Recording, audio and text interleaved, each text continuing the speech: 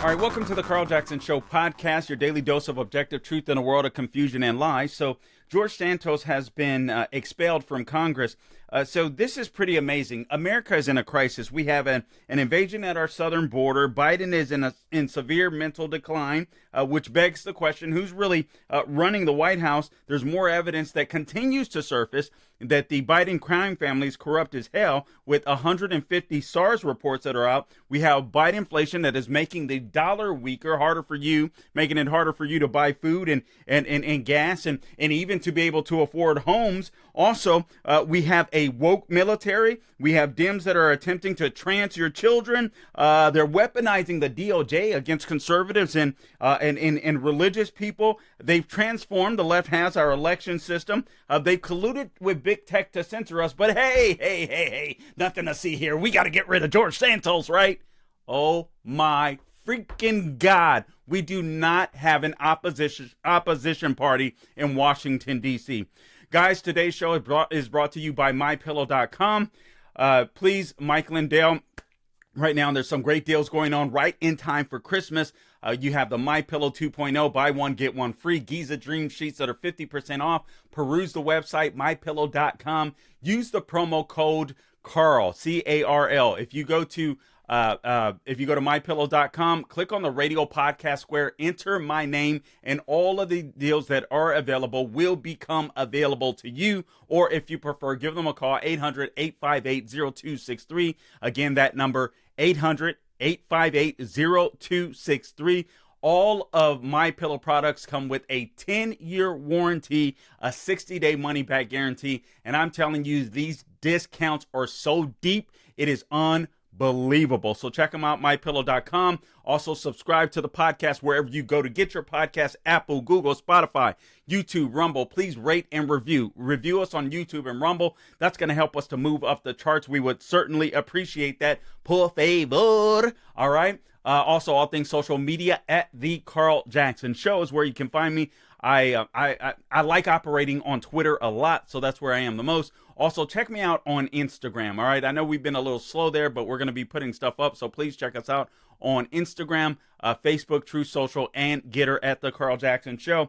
Now, I want to run this video for you. So this weekend, and this was it Friday or Thursday?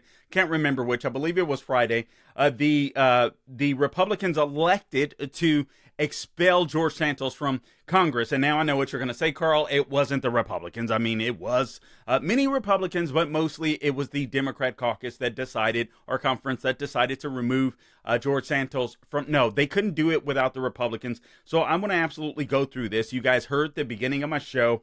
And all of the things that we have to be concerned about with Biden, it amazes me that the Republican Party would waste your time on this George Santos expulsion. And I'll get into this because, listen, guys, I'm not saying the guy is innocent. I'm not saying that he's a great guy. I'm just saying this was very stupid to do at this point in time in history. And I want to go through why. But first, let's play this video for you. Gabe has it up. Let's go ahead and roll the video. Por favor, Gabe.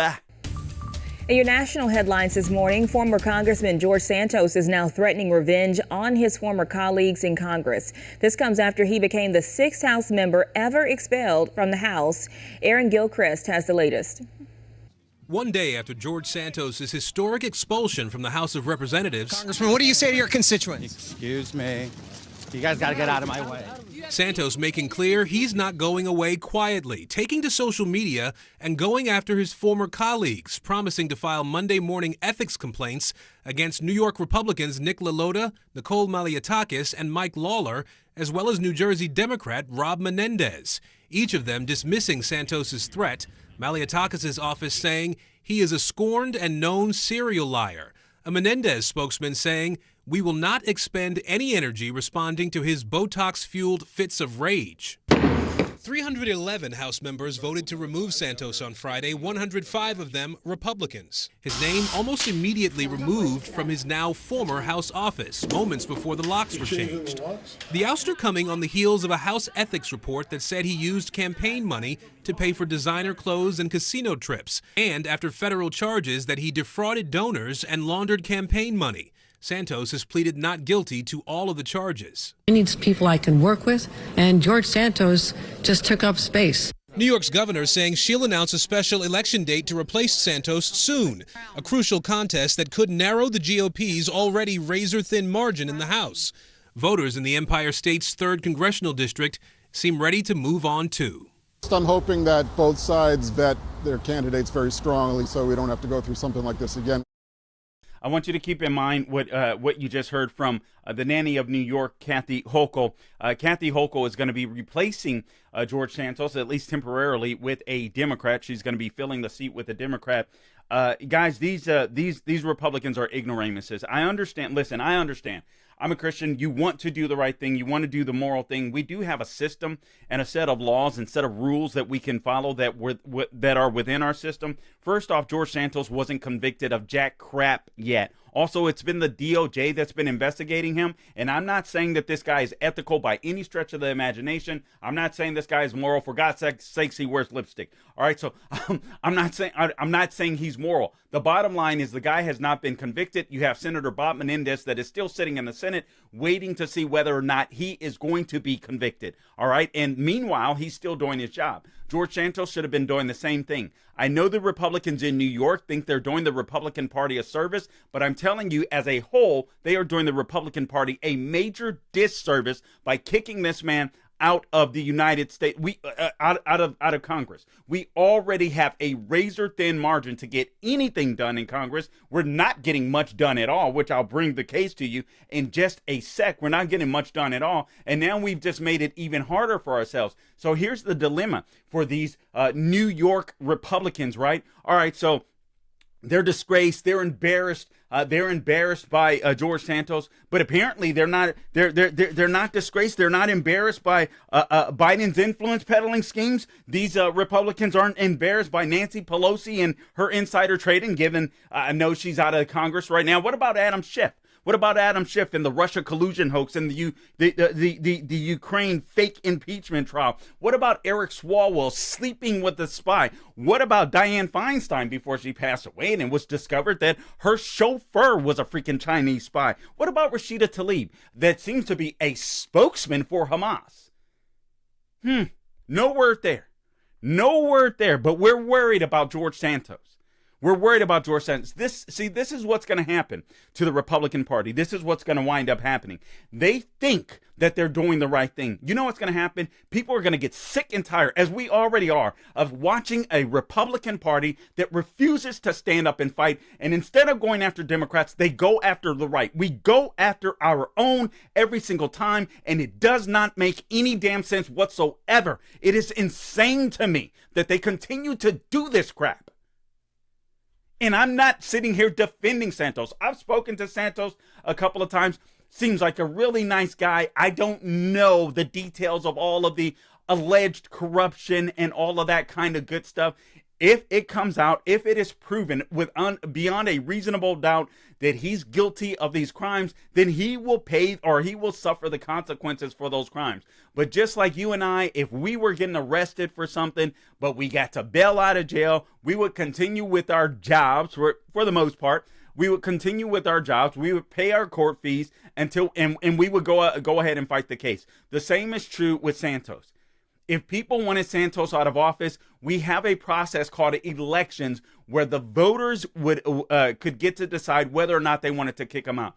Somebody could have primaried him. More than likely, a Republican was going to primary him. You let the system play out. And Republicans just refuse to learn the lessons. And again, let me just give you a quick reminder. We have an America in crisis with this man in the White House, with Joe Biden in the White House. And not just America, the world had tipped this from the tip sheet this morning. Islamic terror attacks ramping up around the world. This according to Wall Street Journal. A German tourist was stabbed to death on Saturday evening a few hundred yards from the Eiffel Tower in a suspected Islamist terrorist attack, rattling a nation on high alert because of the Israel-Hamas war. The suspect, identified as a Frenchman in his mid-20s, born of Iranian parents, was arrested shortly after the slaying, said Interior Minister Gerald Darmanin.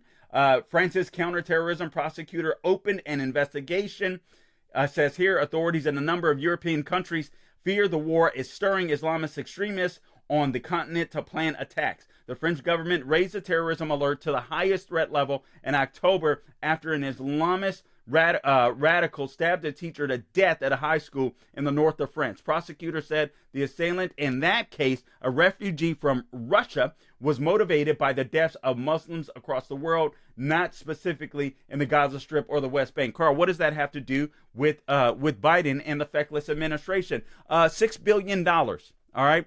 And not just those $6 billion, but tens of billions of dollars as well that have been released to the Iranian regime, and I'm talking about to the regime, the leaders, not the people of Iran that yearn to be free, but I'm speaking of the leaders. I'm telling you, Joe Biden, in part, is to blame for the attack on Israel on October 7th. And I'll get to this. VP Kamala Harris says we have to revitalize the Palestinian Authority. This has to be the dumbest, not just the dumbest vice president. This lady is sincerely the dumbest politician I think I've ever seen. And I don't say that because she's a Democrat. I say it because it's true. And I think anyone listening to this absolutely knows it. We'll get into that because I have some video that I want to share with you in just a sec. As a matter of fact, Gabe, let's go ahead and get that video up next as I'm talking about here.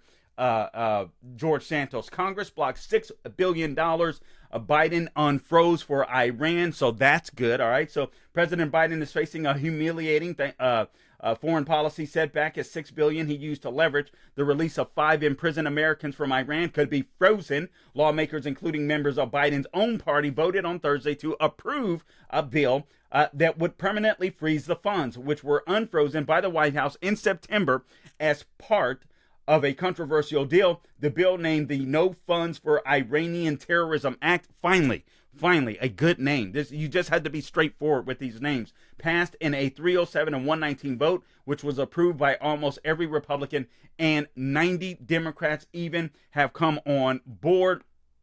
Houthi rebels, this is another disastrous sore. Right now what I'm talking about, see, Republicans are so focused on George Santos, they aren't focused on the things that matter. Right now, we are on the precipice, in my opinion, of World War III because of the administration in the White House. And we have Republicans that are so concerned about George Santos, so concerned about virtue signaling and sounding moral, they are letting the communists go wild. That's what they're doing. That is exactly what they're doing. Makes no sense to me whatsoever. All right. So now look at this. This one is really important. This should scare the living crap out of us. Houthi rebels launched drone strike against U.S. destroyer in the Red Sea. How many times are they going to attack our ships? How many times? Wall Street Journal, a U.S. destroyer and several commercial ships operating in the Red Sea came under drone and ballistic missile attacks. Imagine they're attacking these cargo ships, these commercial liners. You know how that's going to influence or jack up our supply chain? Remember how things were in COVID? When COVID first began and the lockdowns first began, they were absolutely insane. So again, a U.S. destroyer and several commercial ships operating in the Red Sea came under drone and ballistic missile attacks. A U.S. defense official said this was on Sunday, marking the most significant escalation of a weeks-long military attack on ships operating in those waters. The USS Carney and Arleigh Burke class destroyer struck a drone that was, quote, in the direction of the ship, close quote, and launched from a Houthi-controlled part of Yemen. The official said as the Carney was assessing the damage on the commercial ship, it spotted a second drone operating nearby. They were able to shoot it down. Thank God. The official said. The official didn't say what the destroyer used to bring down the drones. The official stressed that the U.S. has so far only done an initial assessment and is still determining the details of what happened. Other commercial ships also came under fire as well. All right, so that's what we're dealing with, right? That's what the United States is dealing with. Also, we have the Russia-Ukraine war. We're concerned about that, but don't worry.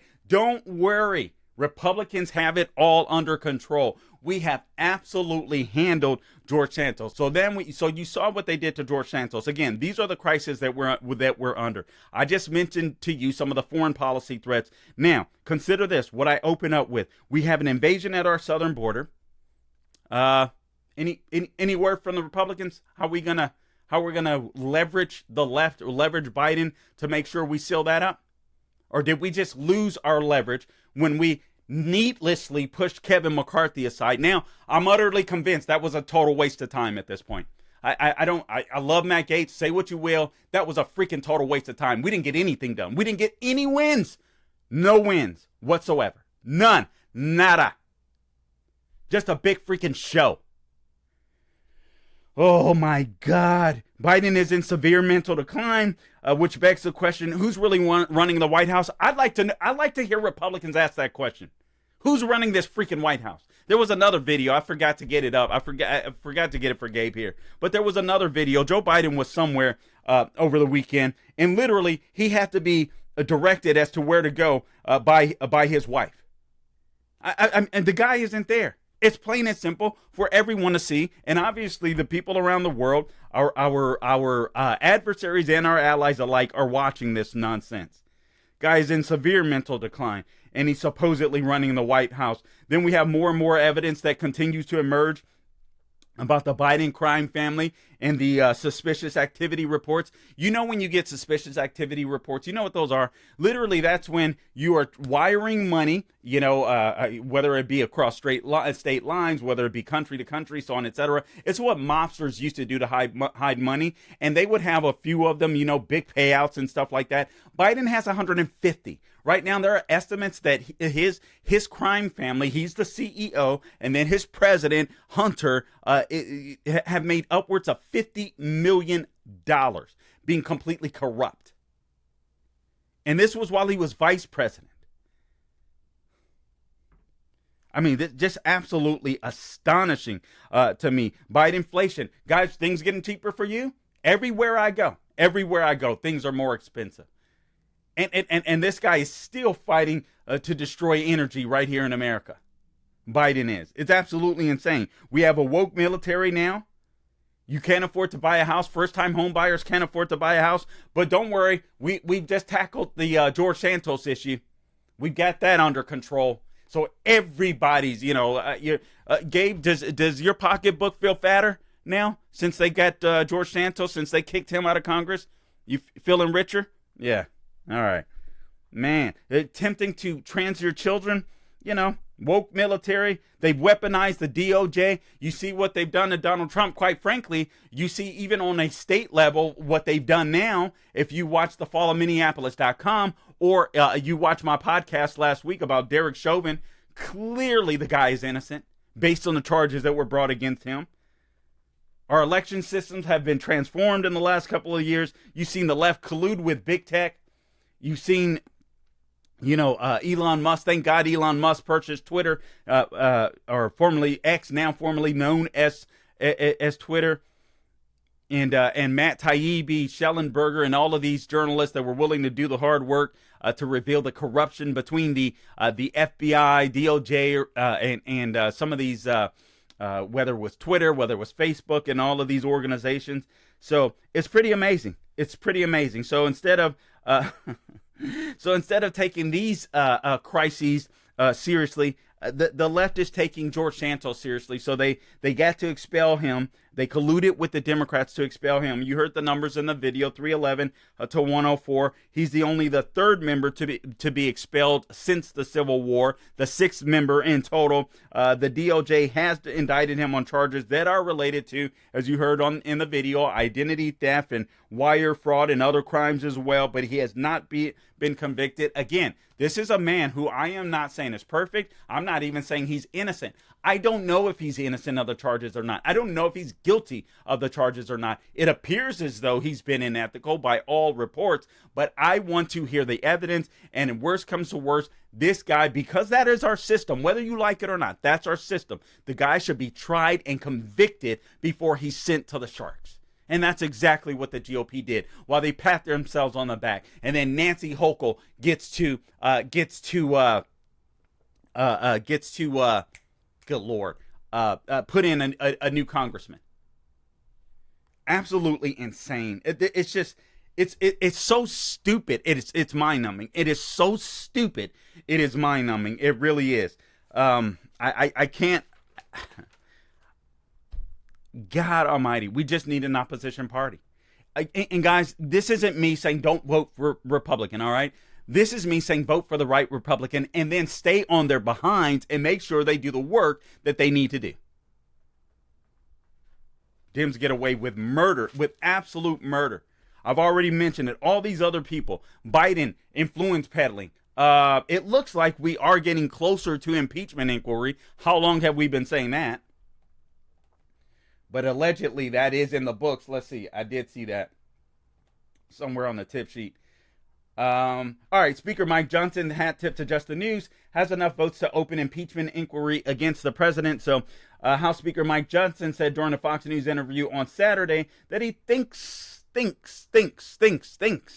the GOP has the votes to open up an impeachment inquiry into President Joe Biden. The Biden administration has been facing investigations from House Republicans over his family's overseas business dealings and alleged weaponization of the federal government. All right. So he thinks he may have it, thinks he may have the votes. We'll wait and see. Meanwhile, Biden is has been peddling influence. Nancy Pelosi was guilty of insider trading, making she and her husband buku rich. Adam Schiff lied about the Russia collusion hoax, and he's getting the run for Senate. Right now, you have Eric Swalwell that slept with a Chinese spy. You have Rashida Tlaib, that's basically a spokeswoman for Hamas. You have Dianne Feinstein, the late Dianne Feinstein now at this point, who literally had a Chinese spy chauffeuring her around Washington, D.C. For 5 years, but nothing to see here. You know what Speaker Johnson said when it came to the votes against George Santos? Because the leadership voted against kicking Santos out. So we want to give them a clap, right? We want to say hurrah, hurrah, hurrah. But wait a minute, por favor. Wait a minute, just a second. Here's what Speaker Mike Johnson had to say. We're going to allow people to vote their conscience. No, Speaker Mike Johnson, we're not going to allow people to vote their conscience because Republicans don't know what the flip they're doing. What we're going to do is not even take a floor vote. And what we're going to do is say, you want to kick Santos out? All right, we'll kick Santos out after you kick Adam Schiff out, after you kick Eric Swalwell out, after we bring Nancy Pelosi up on charges. We'll think about kicking George Santos out. How about that?